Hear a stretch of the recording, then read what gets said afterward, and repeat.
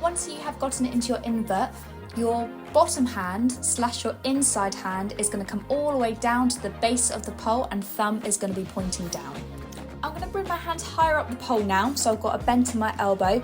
Using those arms, I'm going to give a good push, so now my chest is pointing up towards the ceiling and the pole is in my hip.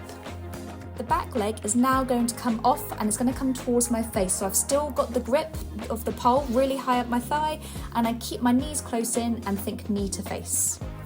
Now this next step is all about balance and flexibility. So the aim is to take that top leg and we're going to bring it also down towards our face as a straight leg. From the position you have put yourself in, you may feel absolutely fine to do so. If not, don't worry. Take that bottom hand, you're going to slide it a little bit further down the pole, and again bring your head along with it as well. So you're just balancing yourself out and then try and bring that leg down. If we're feeling super comfortable in this position, that bent leg is also going to be straight. To come down safely, I recommend just reversing the whole process.